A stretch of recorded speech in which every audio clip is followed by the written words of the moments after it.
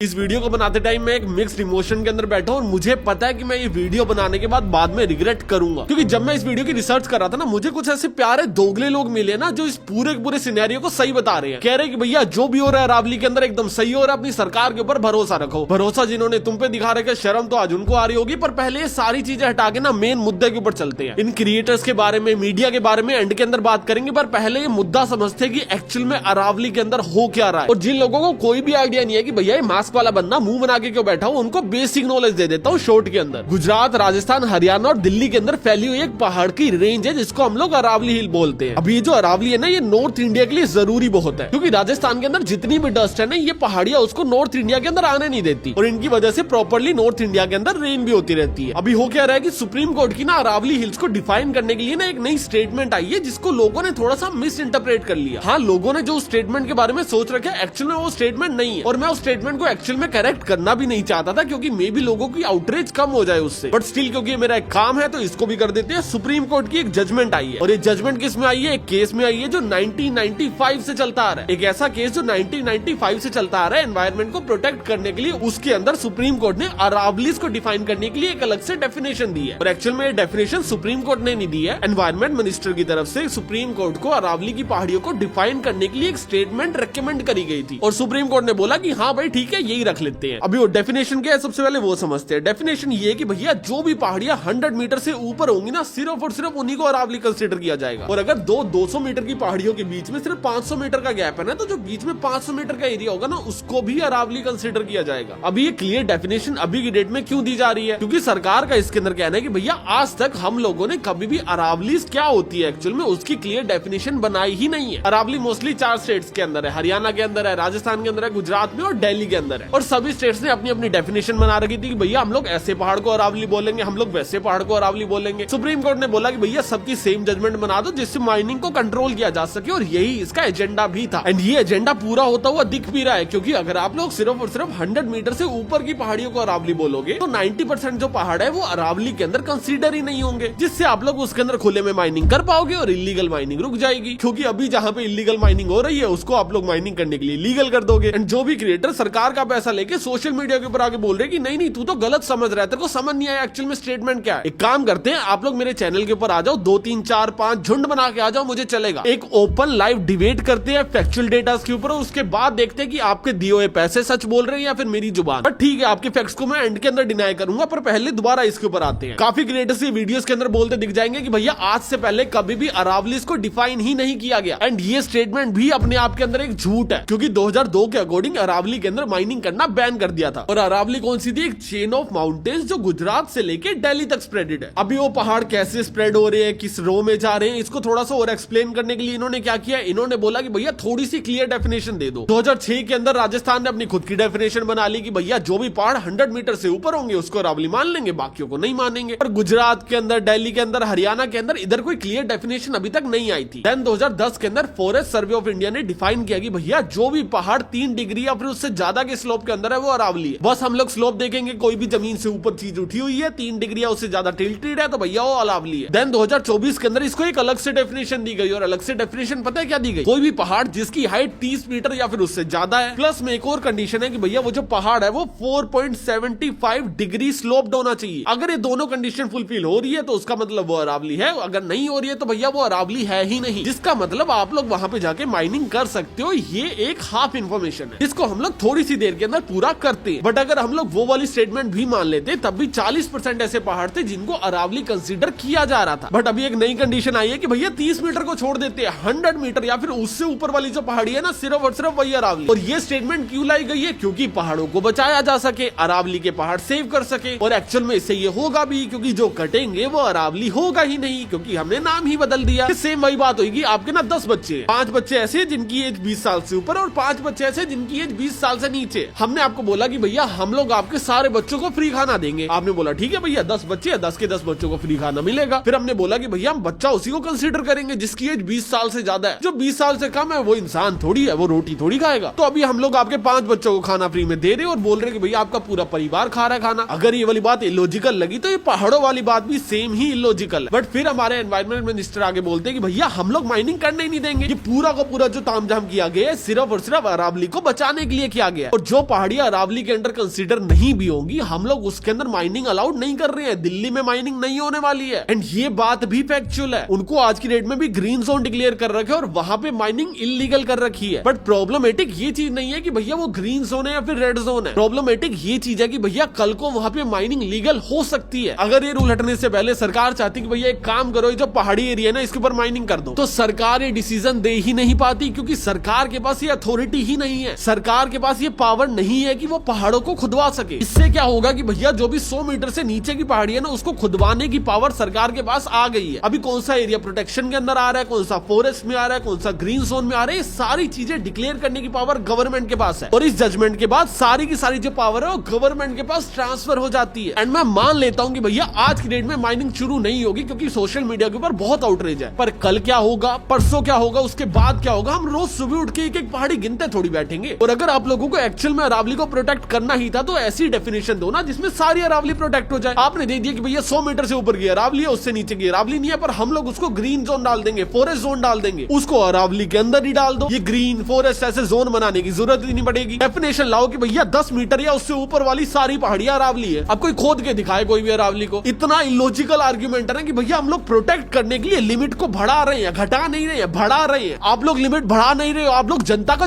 बना रहे हो। और आप लोगों को बना भी लोगे, क्योंकि आपके पास पैसा बहुत है लोगों के मुंह पे मारने के लिए। सोशल मीडिया से पूरा नैरेटिव शुरू हुआ था, आपने 2 दिनों में खरीद दिया। पूरा सोशल मीडिया उल्टा हो रखा है कि भैया सरकार तो भगवान है। क्यों भगवान है? क्योंकि आपके पास करोड़ों रुपए हैं। कौन सा क्रिएटर नहीं बिका, मेरे को नाम लेके बताओ। 4 से छोड़ के सब बिके हुए इंस्टाग्राम के। क्यों? क्योंकि पूरा नैरेटिव चेंज हो गया। कुछ क्रिएटर तो इतने गिर चुके हैं कि भैया वो पुलिस वालों की शहीदी तक ले आए बीच में। क्यों? क्योंकि 4 पैसे ज्यादा मिल गए थे हमको। मेरा बहुत क्लियर स्टेटमेंट है कि भैया आप सरकार बहुत अच्छी हो, आप लोग बहुत प्यारी सरकार हो। मुझे आप पे पूरा भरोसा है कि भैया आप लोग इलीगल माइनिंग चालू नहीं करवाओगे, पर लाइफ टाइम तक पावर तो आपके हाथ में रहने नहीं वाली। कल को कोई और सरकार भी आ सकती है, हो सकता है आपके हाथ से कल कोई पावर छीन जाए। तो कम से कम कानून तो ऐसा बना के जाओ ना जिससे कल को कोई और आगे उसको मिसयूज ना करे, या फिर आप ही का करने का मूड है। एंड कुछ लोग बोलेंगे कि भैया आप अपने देश की सरकार पे भरोसा क्यों नहीं करते? मैं नहीं करता। जब ये लोग झूठ बोलते हैं, दिल्ली के अंदर देखा क्या हाल है। दिल्ली के अंदर इन्होंने बोला कि भैया जो WHO के स्टैंडर्ड्स है ना हवा को मॉनिटर करने के, हम लोग वो चीज मानते ही नहीं है। पूरी दुनिया अलग है, इंडिया अलग है। इन्होंने बोला कि भैया हमने यमुना साफ कर दी, बल्कि एक नकली घाट बना दिया था। ये लोग हमें झूठ बोलते हैं कि भैया हवा साफ है, और वो चीज करने के लिए क्या करती है, एयर क्वालिटी इंडेक्स की जो मॉनिटर्स है ना उसके बाहर जाके पानी स्प्रे करना शुरू कर देते हैं, जिससे डस्ट कम कैप्चर हो, जिससे जो PM 2.5 है या फिर बाकी डस्ट है वो पानी से मिलकर नीचे बैठ जाए और आसपास की हवा थोड़ी साफ हो जाए, जिससे हमें लगे कि भैया मॉनिटरिंग तो सही आ रही है, हवा तो साफ ही होगी। अगर मेरे फेफड़ों में कोई दिक्कत है तो वो मेरी पर्सनल इशू है, सरकार का इससे कोई लेना देना नहीं है। सरकार तो भगवान के बंदे हैं, जैसे ये सरकार में आए एकदम से पवित्र होगी पूरी हवा। आफ्टर ऑल दिस कोई मुझे आगे बोले कि भैया सरकार पे भरोसा रख, नहीं करता मैं। एंड जो लोग बोल रहे हैं कि भैया अभी सरकार को थोड़ा टाइम तो दो, सरकार ने एकदम क्लियर डेफिनेशन बनाई है, इसके बाद इसको सही करेंगे, 100 मीटर का जो रूल है वो अभी लागू होने वाला है, उसके बाद इनको थोड़ा टाइम तो देके देखो। भैया राजस्थान में पहले से लागू है। राजस्थान का क्या हाल है, 25% अरावली गायब हो चुकी है। संसद के अंदर ऑफिशियल डेटा के अकॉर्डिंग 27,000 केस है इलीगल माइनिंग के राजस्थान के अंदर, अकेले राजस्थान में, जिसके अंदर से FIR पता है कितना पे हुई है, सिर्फ 3,199 के ऊपर 11% रेट है FIR करने का। पकड़े देख लो कितने होंगे। राजस्थान में state government BJP, central government BJP, और क्या चाहिए आपको, और कितने वोट डालूं वो चीज रुकवाने के लिए, मैं खुद जाके वहां पे ट्रक कैप्चर करूं। सोचो इतनी पावरफुल सरकार है, इंडियन गवर्नमेंट है, ये कोई छोटी मोटी कंट्री नहीं है इंडिया। इंडियन गवर्नमेंट की बात कर रहा हूं मैं, भारत सरकार। और ये नहीं कि कोई इलीगल स्मगलिंग चल रही है, छुप छुप के कर रहे हैं, खुले आसमान के नीचे पहाड़ तोड़ रहे हैं बॉम्ब ब्लास्ट करके, ये लोग उसको नहीं रोक पा रहे हैं। ऐसा नहीं है कोई छुप के देश के कोने के अंदर लैपटॉप लेके हैकिंग कर रहे हैं, फिर नकली नोट छाप रहे और पकड़े नहीं जा रहे। खुले आसमान के नीचे रातों रात पहाड़ गायब कर दे रहे हैं और सरकार को पता नहीं है। टाइम्स ऑफ इंडिया की एक ड्रोन रिपोर्ट आई है जिसके अंदर राजस्थान की एक सिटी का काम की है, जिसके अंदर माइनिंग अलाउड थी और सरकार के अकॉर्डिंग माइनिंग हुई भी है 62,76,000 टन। बट इंडिया टुडे की रिपोर्ट बोलती है कि भैया 1.2 करोड़ टन माइनिंग हुई है, और बाकी जो भी बची हुई माइनिंग है वो सारी की सारी इलीगल माइनिंग। और मैं सिर्फ और सिर्फ एक सिटी की बात कर रहा हूँ, पूरे स्टेट की नहीं, पूरी अरावली की बात नहीं कर रहा हूँ मैं। जब कानून बने ना बने, आप लोग उससे पहले भी अरावली को सिर्फ खत्म ही होते हुए देख रहे हो, तो भैया कानून बनाने के बाद तो आपके पास एक पावर आ जाएगी ना। मैं बस वो पावर सरकार को नहीं देना चाहता हूँ, मुझे लॉ से कानून से कोई दिक्कत नहीं है, मैं नहीं चाहता सरकार के पास वो पावर जाए। मैं कहता हूँ सुप्रीम कोर्ट उसको रेगुलेट करे। मैं चाहता हूँ भैया सरकार के पास कल को माइनिंग ऊपर करने की पावर ही ना हो। और ये डिमांड के अंदर कुछ गलत नहीं है, नक्सलवादी या फिर एंटी नेशनल कुछ भी नहीं है, बस एक डर है कि भैया कल को कोई भी आगे इस पावर का मिसयूज कर सकता है। और हमारे की न्यूज रिपोर्टर है ना आपकी अदालत वाले, इन्होंने अभी अपने एक एपिसोड के अंदर बोला कि भैया दिल्ली जो एकदम हुक्का बनी हुई है है ना, जो इतना पोल्यूशन है ये अरावली की वजह से है। दिल्ली की आकृति एक कटोरी की तरह है जो 3 तरफ से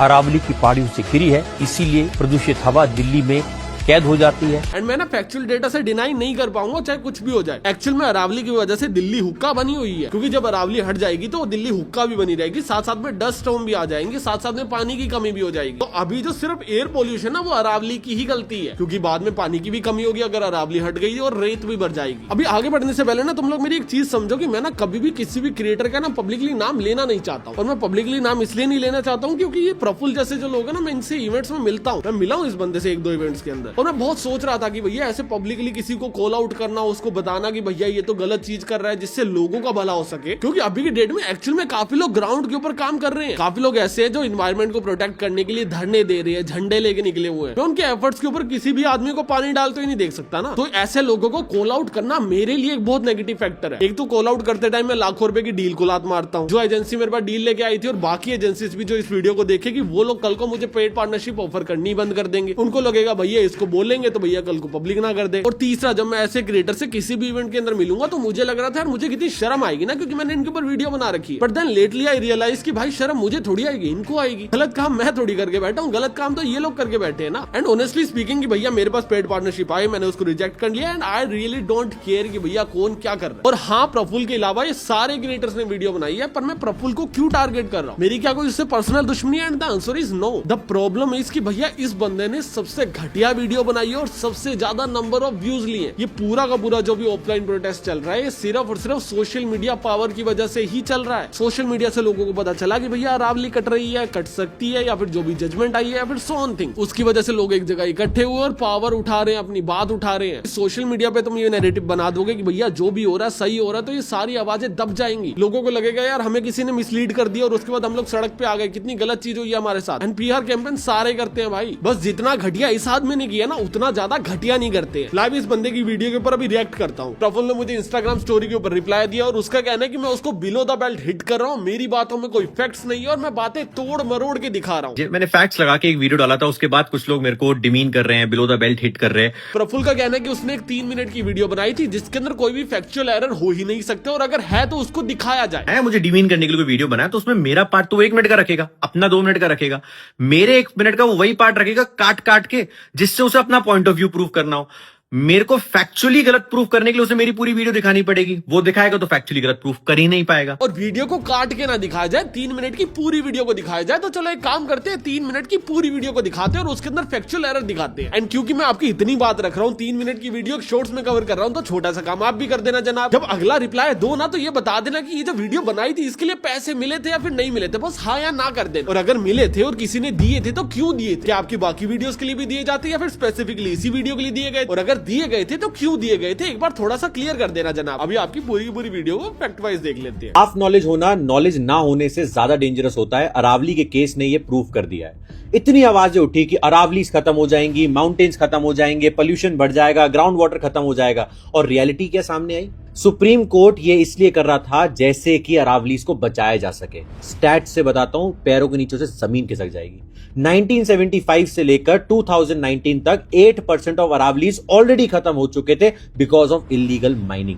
2059 तक 22% ऑफ अरावलीज खत्म हो जाते। जो 2018 में सुप्रीम कोर्ट ने कमिटी बनाई थी, उन्होंने अपनी रिपोर्ट में बोला था कि 1/4 ऑफ अरावलीज पिछले 50, 60, 70 साल में खत्म हो चुके हैं। अब तो हम लोग एक काम करते हैं, 90% अरावलीज के ऊपर से अरावली का टैग ही हटा देते हैं, जिससे कल को अगर इलीगल माइनिंग हो भी रही होगी तो हम बोलेंगे कहीं और हो रही है, अरावली के अंदर थोड़ी हो रही है, वो अरावली थोड़ी है, वो तो पत्थर है। इन सबको बचाने के लिए सबसे पहले डिफाइन करना पड़ेगा कि अरावलीज क्या है, और यही सारे फेक नरेटिव प्रोपेगेंडा स्प्रेड हुआ।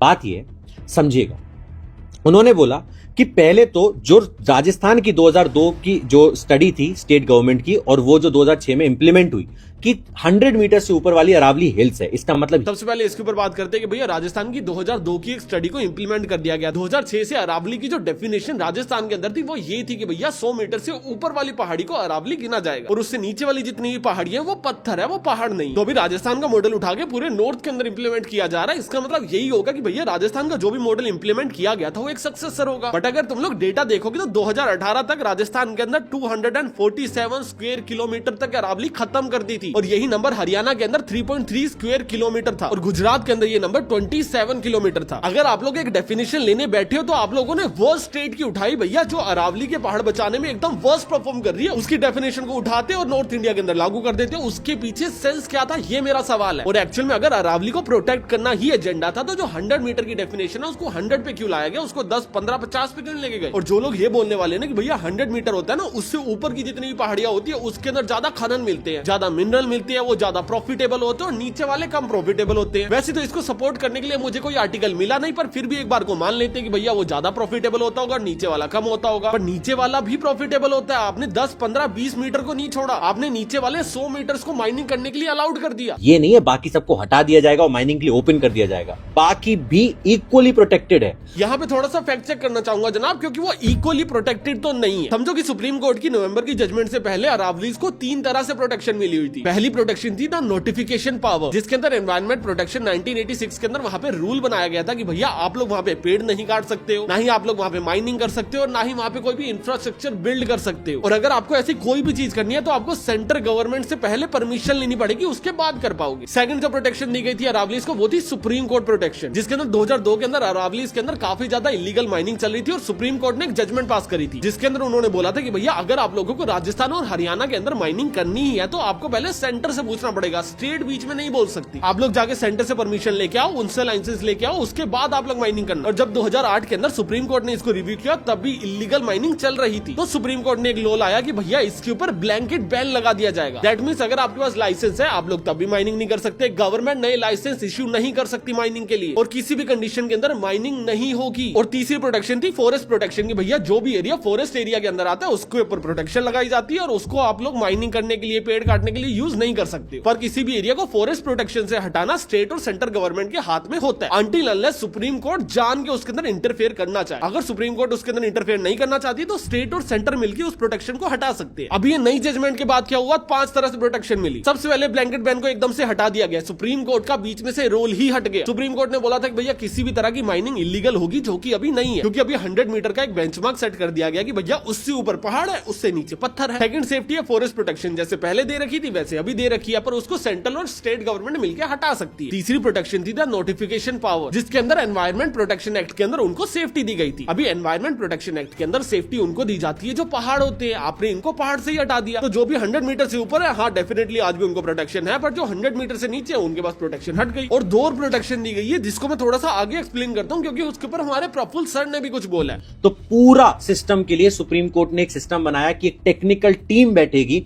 जो पूरा गुजरात से लेके राजस्थान तक सब कुछ नोटिस करेगी और उसके बाद डिसाइड किया जाएगा कि कहां पर हमें माइनिंग करने देना है। और अभी के लिए सब पे स्टे लगा दिया। सर थोड़ा सा फैक्ट चेक कर दूं, ये टीम सुप्रीम कोर्ट नहीं बिठा रही है, ये टीम एनवायरमेंट मिनिस्ट्री की है और ये वही एनवायरमेंट मिनिस्ट्री है जिन्होंने 100 मीटर का प्रपोजल दिया था, जिसके खिलाफ ऑलरेडी आधी से ज्यादा दुनिया है, लोग उसी के खिलाफ तो प्रोटेस्ट कर रहे हैं। तो लास्ट की 2 यही प्रोटेक्शन थी कि भैया तब तक माइनिंग को बैन कर दिया जाएगा जब तक गवर्नमेंट कोई भी सस्टेनेबल प्लान नहीं देगी। और प्लान कौन सी गवर्नमेंट दे रही है, जिसने ऑलरेडी 100 मीटर को अलाउ करवाया। तो जैसे ही 100 मीटर के ऊपर कैसे और किधर माइनिंग करनी है उसका एक प्लान सुप्रीम कोर्ट के अंदर दे दिया जाएगा, माइनिंग शुरू हो सकती है। अब बोल सकते हो कि भैया अभी नहीं होगी, अगले साल नहीं होगी, क्योंकि आउटरेज हो गई है। अभी लोगों को समझ आ गया नहीं सांस भी तो जरूरी है, वो भी तो साफ आनी चाहिए। हर किसी को इतने पैसे तो मिल नहीं रहे कि भैया वो एयर प्योरीफायर ले ले 3-4 अपने घर पे, है ना। बाकियों के घर पे तो वही धूल मिट्टी वाली हवा आ रही है सर अभी भी। और इतना तक किया कि जो अरावली, मतलब आप समझ लो 100 मीटर तो छोड़ो, जो 100 मीटर के ऊपर है उसके बाद भी जो नीचे का एरिया है ना, जैसे 2 अरावली रेंजेस के बीच में 500 मीटर का एरिया है, वो भी प्रोटेक्टेड रहेगा। सर इसको भी एक काम करो, पूरा बताओ, 2 पहाड़ों के बीच में अगर 500 मीटर का गैप है तो जो बीच वाला एरिया उसको अरावली गिना जाएगा। बट अगर वो गैप 501 मीटर, 600, 700, 1000 या 2000 मीटर का, तो वो बीच वाले एरिया को अरावली नहीं गिना जाएगा। और ऐसी कितनी पहाड़ी है जो 500-500 मीटर के गैप के अंदर और बीच वाले एरिया को अरावली गिन रही है, इसका कोई रियल डेटा अभी मार्केट के अंदर नहीं है। तो बोलना कि देखो हम लोग इस तरह से ही प्रोटेक्शन दे रहे हैं और इससे कितना इफेक्ट होने वाला है, इसके ऊपर हम लोग अभी डिबेट कर ही नहीं सकते। अभी इधर प्रफुल्ल सर हमें बताते हैं कि भैया पैसे से क्या क्या खरीदा जा सकता है। और ये सिर्फ एनवायरनमेंट को बचाने के लिए नहीं, उन ऑफिसर्स को बचाने के लिए भी किया जा रहा है जिन्होंने अपनी जान दे दी अरावलीज को बचाते बचाते। सुरेंद्र सिंह जी डीएसपी थे, 2022 में ट्रक चला दिया उनके ऊपर, उन्हें मार दिया गया नू में, क्योंकि वो इलीगल माइनिंग के लोगों को पकड़ रहे थे। ही इज सेइंग कि भैया एक पुलिस वाले ने जान दे दी इलीगल माइनिंग को रोकने के लिए, तभी सरकार ने कानून लाया जिससे इलीगल माइनिंग को डिफाइन किया जा सके। बट जब पुलिसमैन एक इलीगल माइनिंग को रोकने गए हुए थे तब इलीगल माइनिंग ऑलरेडी उस कानून के अकॉर्डिंग डिफाइंड थी, और अभी वाले कानून के अंदर पुलिस को कोई एक्स्ट्रा प्रोटेक्शन नहीं दी जा रही है। बस एक नया कानून लाया जा रहा है जिससे इलीगल माइनिंग ज्यादा डिफाइन हो, सिर्फ और सिर्फ डेफिनेशन चेंज की जा रही है। पुलिस को इससे कोई भी हेल्प नहीं मिलने वाली है। हाँ, अंटिल अनलेस वो बात सच निकले कि भैया 90% पहाड़ों को तुम लोग अरावली मानोगे नहीं, तो 90% के ऊपर माइनिंग चल रही है, चलने देते हैं, सिर्फ 10% के ऊपर जाके प्रोटेक्शन देनी पड़ेगी। अगर ये वाले फंडे के अकॉर्डिंग आप बोल रहे हो तो हाँ, आपने एकदम सही बोला कि भैया पुलिस का काम 10% हो जाएगा, 90% काम से छुट्टी। बट अगर आपके लॉजिक के अकॉर्डिंग मैं एक एग्जांपल दुनिया में पुट करना चाहूं तो वो कुछ ऐसा होगा कि भैया पाकिस्तान और इंडिया के बॉर्डर पे बहुत फाइट होती है, हमारे काफी सोल्जर शहीद हो जाते हैं, जो हमारे को तो बहुत बुरा लगता है। तो एक काम करते हैं, कश्मीर पाकिस्तान को दे देते हैं, लड़ाई खत्म हो जाएगी। अगर तुम्हें ये वाला लॉजिक बहुत फालतू लगा तो तुम्हें वो वाला भी तो लगा ही होगा। और इसके बाद प्रफुल्ल भाई 2-3 एग्जांपल्स ऐसे और देते हैं जो कोई सेंस नहीं बनाते, और उसके ऊपर मेरे को कोई फैक्ट चेक भी नहीं करना, तो फालतू वीडियो नहीं दिखा रहा। जितने सवाल इस वीडियो में पूछ चुका हूं उतने बता दो, और सिर्फ इतना बता दो कि भैया अगर यही सेम डेफिनेशन 30 मीटर की आ जाती तो क्या गलत हो जाता। 100 मीटर पे ऐसी क्या चीज अचीव हो रही है। हाँ, आपको डिफाइन करने थे, आपको अरावलीज डिफाइन करने थे कि भैया अरावलीज क्या है, पर वो 100 मीटर पे ही क्यों डिफाइन करने थे, ये सवाल है। आप सवाल से मत भगाओ ना दुनिया को। इन्होंने अटैक कर दिया था गवर्नमेंट ऑफिसर्स पे जो पूरी इन्वेस्टिगेशन कर रहे थे इलीगल माइनिंग पर। 2024-25 में एक्सप्लोसिव से उड़ा दिया गया था एरियाज को, माइनिंग करने के लिए, वहां पे रेजिडेंट्स को इंजरी तक आई थी, खतरनाक हुए।